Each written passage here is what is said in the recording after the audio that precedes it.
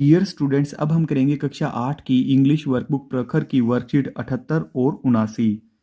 Read the passage and answer the questions given below. हमें ये passage पढ़ना है और नीचे दिए गए क्वेश्चन के आंसर देने हैं। Once there was a small elephant named Appu. एक बार एक छोटा हाथी था जिसका नाम अप्पू था। He had two little eyes and a small tail. उसके छोटी छोटी दो आंखें थी और एक छोटी पूंछ थी। While he was bathing in the river he saw his tell. जब वह नदी में नहा रहा था उसने अपनी पूंछ देखी। It was thin and long. तो यह पतली थी और लंबी थी। He loved his blue eyes but hated his tail. वह अपनी नीली आंखों से तो प्रेम करता था परंतु वह अपनी पूंछ से हेट करता था। He always thought to remove his tail. वह हमेशा सोचता था अपनी पूंछ को हटाने के लिए। And get a short tail like a mouse. और चूहे के जैसी छोटी पूंछ रखने के बारे में।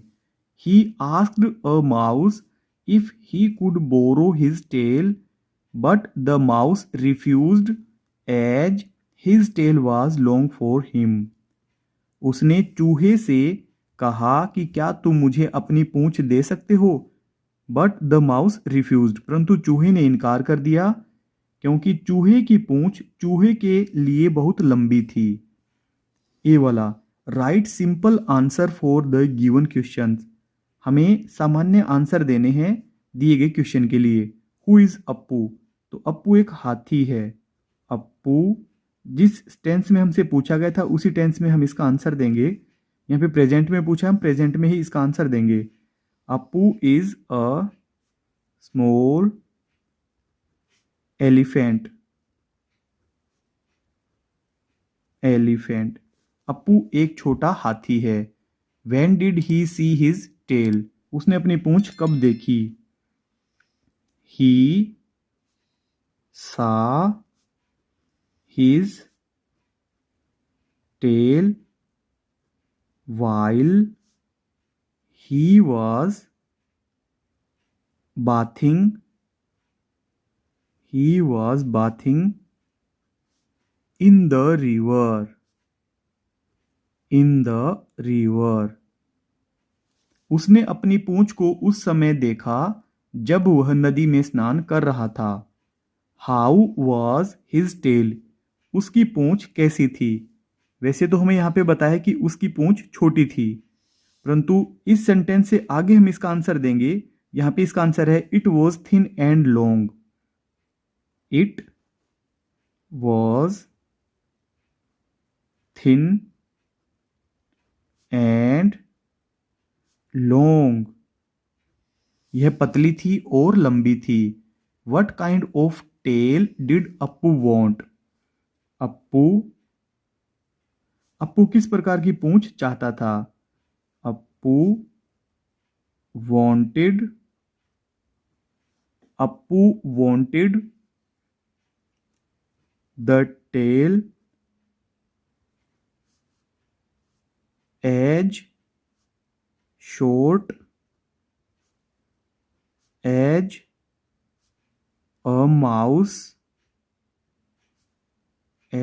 Mouse had. जैसी कि एक चूहे के पास थी छोटी सी पूंछ, उसके जैसी ही वह पूंछ चाहता था। पांचवा है what did Appu ask the mouse? Appu ने चूहे से क्या पूछा? Appu Appu asked the mouse if he could borrow his tail। कि क्या वह उसकी पूंछ उधार ले सकता है। आगे है right opposite of the given words from the passage. इस पैसेज में दिए गए जो वर्ड्स हैं इनके हमें अपोजिट वर्ड बताने हैं। बिग, तो इसका अपोजिट होगा स्मॉल, छोटा। बिग का अर्थ बड़ा, स्मॉल का अर्थ छोटा। हेटेड, हेटेड का अर्थ है घृणा करना। तो इसका अपोजिट होगा लव्ड, प्रेम करना। एग्रीड, सहमत होना। डिसएग्रीड, डिसएग्रीड, असहमत होना। फैट होता है मोटा और थिन होता है पतला। फिल इन द ब्लैंक्स, खाली जगह भरें। The elephant had 2 little blue eyes, हाथी की 2 छोटी नीली आंखें थी। एंड अ स्मॉल टेल, यहाँ पे एंड भरेंगे, और एक छोटी पूंछ थी। सेकंड है the elephant asked the mouse to borrow his tail, हाथी ने चूहे से उसकी पूंछ उधार मांगी। The mouse refused, but the mouse refused, परंतु चूहे ने इनकार कर दिया। नेक्स्ट वर्कशीट, वर्कशीट नंबर 79 में है फिल इन द ब्लैंक्स, खाली जगह भरें विद अप्रोप्रिएट रिफ्लेक्सिव प्रोनाउन, हमें सही रिफ्लेक्सिव प्रोनाउन का प्रयोग करते हुए। अब फर्स्ट है my little brother can dress, मेरा छोटा भाई ड्रेस पहन सकता है। तो यहाँ पे थर्ड पर्सन है और सिंगुलर है, इसलिए हम यहाँ पे हिमसेल्फ का प्रयोग करेंगे। हिमसेल्फ, मेरा भाई स्वयं से कपड़े पहन लेता है। लास्ट में फुल स्टॉप लगा हुआ है। आई वॉश माई क्लोथ्स, मैं अपने कपड़े धोता हूँ। माई सेल्फ, स्वयं से। माई सेल्फ, मैं स्वयं से अपने कपड़े धोता हूँ। थर्ड है वी रिपेयर्ड द मोबाइल, हमने मोबाइल को रिपेयर किया। आवर सेल्व्स, हमने अपने आप से अपने मोबाइल को रिपेयर किया। फोर्थ है we hurt in the accident, हमें एक्सीडेंट में चोट लग गई। तो वी का रिफ्लेक्सिव प्रोनाउन होगा आवर सेल्व्स, आवर सेल्व्स। पांचवा है behave yourself, behave yourself, अपना व्यवहार सही से करो। सिक्स्थ है I am going to buy a new dress, I am going to buy myself, क्योंकि आई का रिफ्लेक्सिव प्रोनाउन माई सेल्फ होता है।